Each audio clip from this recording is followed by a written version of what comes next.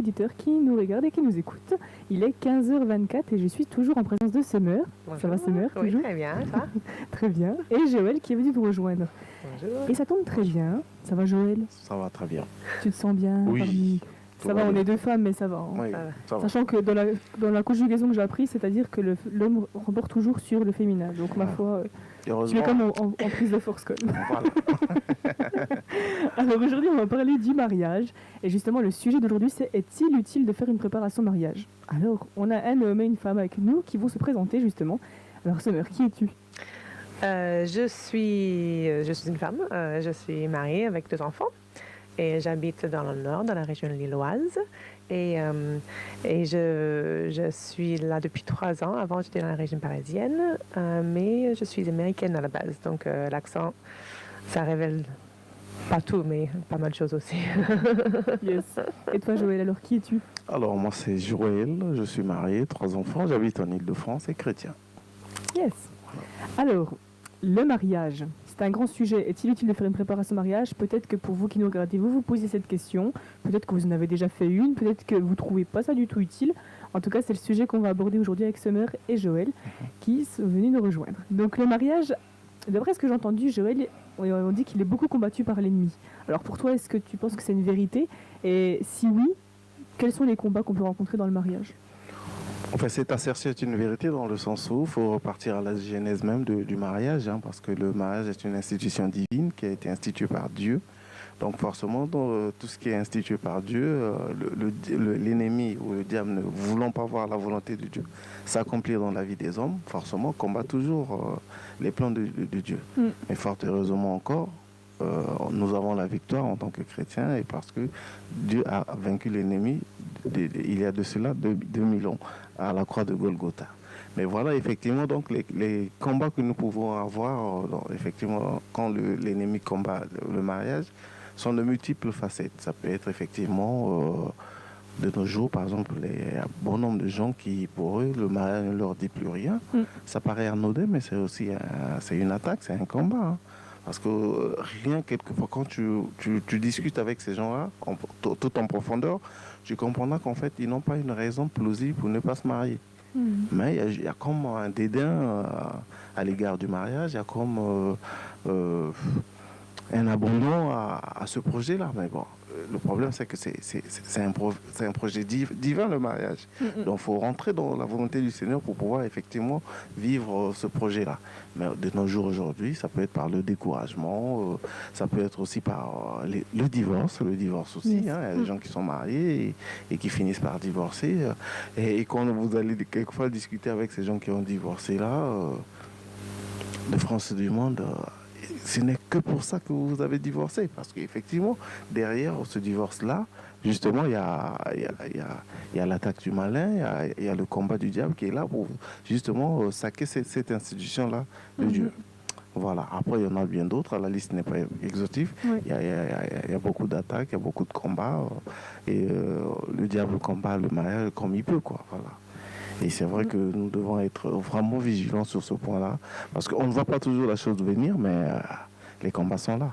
Les combats sont là. C'est vrai que ça dépend de chaque histoire finalement, parce que quelqu'un qui a vu ses parents divorcer dès son plus jeune âge va peut-être reproduire plus tard inconsciemment.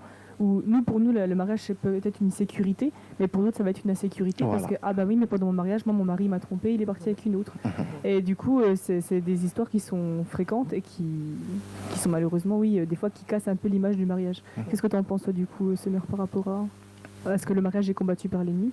Oui, je rejoins ce que Joël a dit, dans le sens que, comme Dieu a créé le mariage, c'est son idée. Donc, forcément, comme tu disais avant, la volonté de Dieu sera combattue par l'ennemi. Donc, ça, c'est comme ça qu'il fonctionne. Dieu veut quelque chose, l'ennemi veut l'autre chose. Donc, ça sera combattu. Soit dans les tentations, soit dans la paresse, soit dans le fait de ne plus croire que ça fonctionne, donc où c'est la peine de se marier. Et honnêtement, l'idée de s'engager avec quelqu'un pour toute sa vie, ça fait peur à beaucoup de monde. Parce qu'on a dans la société aujourd'hui une mentalité qui a peur de l'engagement, qui n'aime pas s'engager. Donc tout plein de trucs sans engagement, ça nous arrange. Donc de dire je dois m'engager avec une personne pour toute ma vie, pour beaucoup de personnes, ça a fait peur. Et je pense que c'est une des moyens dans lesquels que l'ennemi il attaque vraiment l'institution du mariage. Wow. Alors, Summer, toi, je sais que dans votre église, vous faites des préparations de mariage. Oui. Qu'est-ce qu'une préparation de mariage? Une préparation de mariage, ça peut prendre plein de formes, hein, donc, mais c'est vraiment quelque chose qui prépare un couple pour la vie ensemble dans toutes les sphères possibles ou nécessaires, même s'il y a tout plein de détails qui seront échappés. Mais c'est quelque part d'aider le couple à anticiper ce que ça va être de vivre ensemble, pas juste dans le quotidien, mais aussi comment régler les conflits, comment prendre les décisions ensemble, comment communiquer. C'est un art, des fois, d'apprendre vraiment à bien communiquer. Donc, il y a tout plein de sujets. On aborde avec mon mari une douzaine de thèmes, plus ou moins, dans les préparations de mariage. Donc, on essaie vraiment d'amener le couple à réfléchir en avance sur les sujets qui seront importants pendant qu'ils seront dans la vie commune ensemble de mariage. Quoi comme thème, par exemple? Nous abordons justement la communication, on aborde les besoins d'un homme et d'une femme, on aborde la belle famille, les finances, la résolution de conflits, les phases de l'amour, la sexualité, tout plein de choses de ce style qui sont bien à bien discuter ensemble dans un couple avant de se marier. Donc ça aide à anticiper un petit peu. En avance avant de te marier, parce qu'il y a beaucoup de surprises dans le mariage. Et en général, on approche le mariage avec une idée de conte et fées, comme ça va être beau, que ça va être beau, même si on sait que derrière, il y aura des conflits, il y aura des disputes, c'est normal. Mais on n'anticipe pas en général que c'est du travail. Et c'est pas juste un long fleuve tranquille. Donc on doit être préparé à être prêt à travailler dans le mariage pour que ça puisse réussir. Wow. Alors justement, Joël, est-ce qu'il y a plusieurs formes de mariage, de types de préparation de mariage? Je pense que Summer a vraiment abordé, on va dire, l'ossature même de la préparation du mariage. Moi, je parle toujours de la préparation du mariage comme étant une école, parce qu'effectivement, il y a tellement de sujets qui y sont abordés. En partant de la gestion de conflits à la communication, à la relation avec la belle famille, en passant par la sexualité. En fait, il y a tout un panel d'aspects qui est abordé, qui au final constitue en fait des outils qui permettront à celui qui va rentrer dans le mariage d'être vraiment préparé.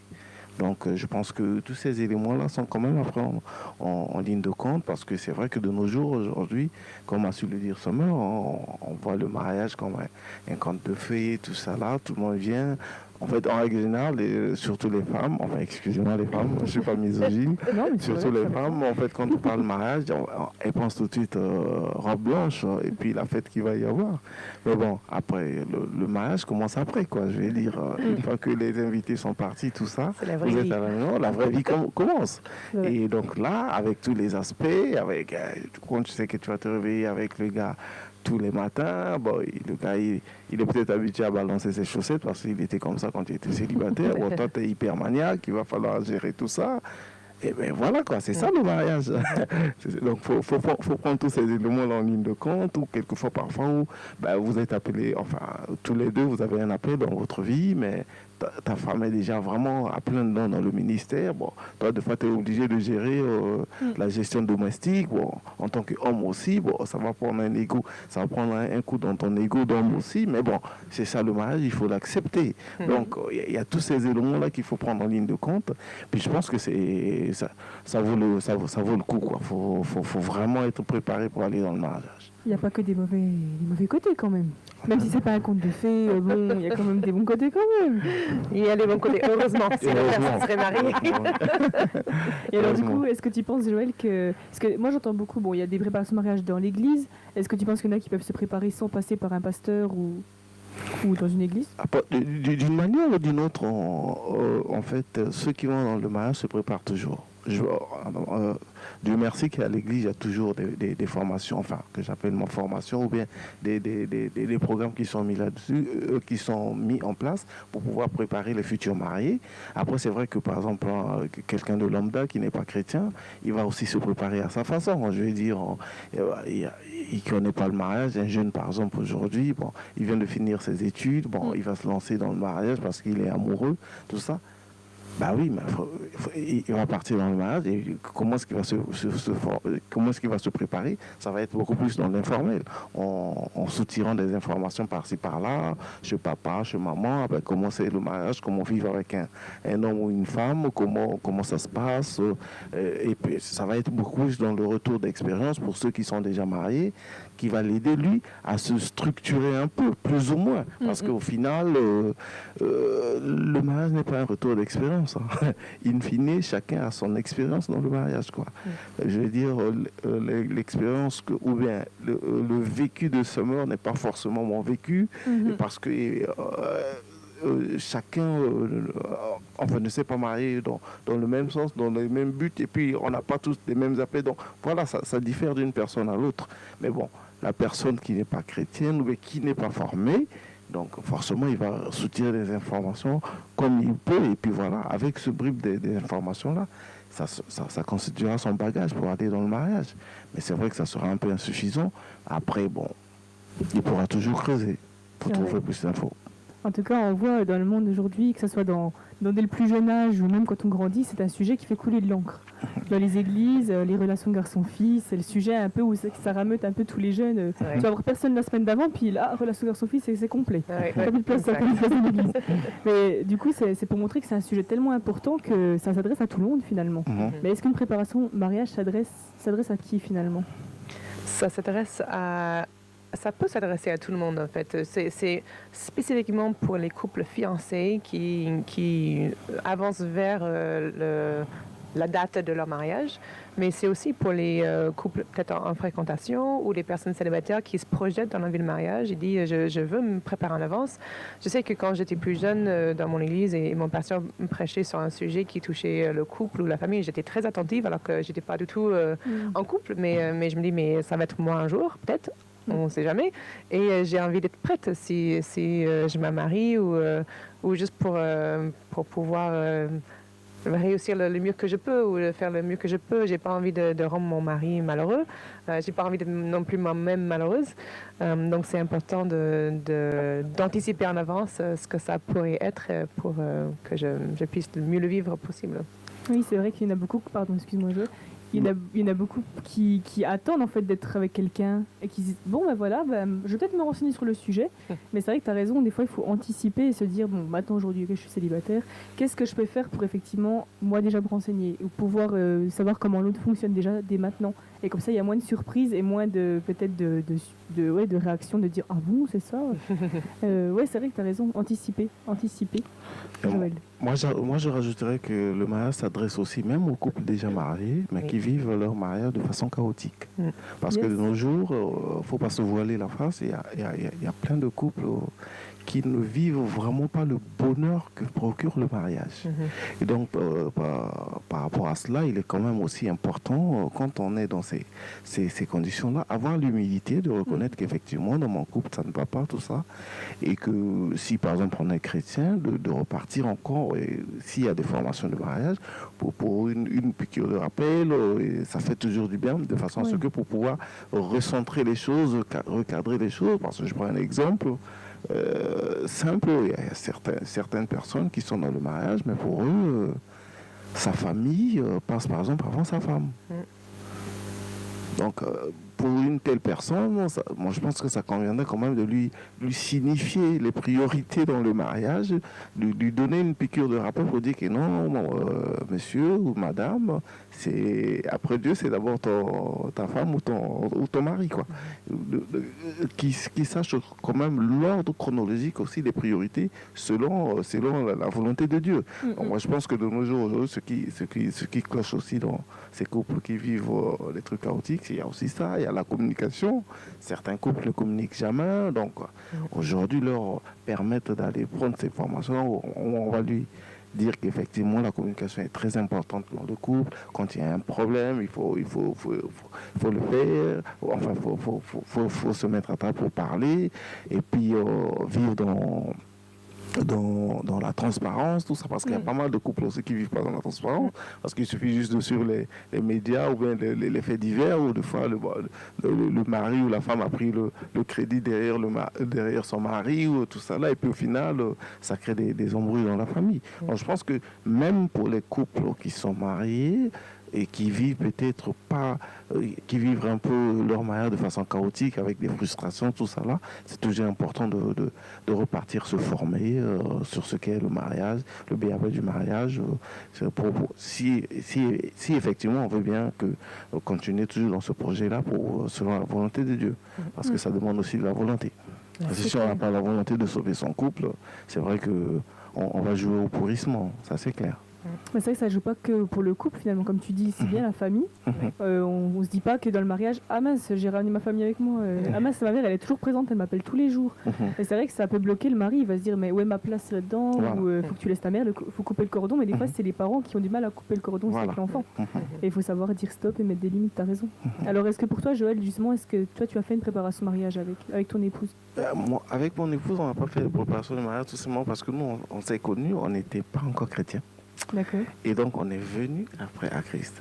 Donc la préparation comme telle, bon, je vais dire, moi j'étais dans le cas où je prenais un peu le retour d'expérience par-ci par-là. Et ce qui a vraiment consolidé notre mariage, c'est c'est-à-dire que vraiment nous on avait mis Christ au centre et à chaque problème qu'on pouvait être confronté dans notre mariage, on disait toujours que dit la Bible. Donc en fait c'était ça notre référence, c'était ça notre socle. Donc quel que soit je pouvais avoir mes opinions, ma vision des choses par rapport à mes raisonnements, tout ça, mon épouse aussi, mais la primeur était toujours donnée à la Bible. Et effectivement, donc quand on est venu à Christ, c'était ça en fait la stratégie que le Saint-Esprit nous avait inspirée. Et donc par rapport à cela, c'était notre boussole en fait. C'était notre boussole. Donc on se réfère toujours, bon, ah bah chérie, t'as pris tes décisions. Que dit la Bible? Ah bah chérie, toi, tu t'es comporté comme ça. Que dit la Bible? Donc en fait, la Bible était un peu notre guide qui nous a permis de cheminer en fait tout ça. Bien qu'elles n'ont pas eu en fait cette préparation-là en tant que telle, mais c'est la Bible et le Saint-Esprit qui nous a formés. Exactement, ce que j'allais dire, c'est le Saint-Esprit qui vous a formés. Voilà. Mais là, ça doit être chaud, hein, quand tu vas directement dans la Bible, là, ça te demande de changer, des fois, tu n'es pas prêt, quoi. Tu te dis, c'est moi le problème, là. Oui, après le problème, c'est avoir un cœur ouvert, avoir l'humilité de reconnaître que oui, c'est vrai, le chemin peut-être que j'ai pris ou la décision que j'ai peut-être prise n'était pas bonne. Tout est une question de la disposition du cœur. Et accepter, Voilà, l'accepter et puis avoir la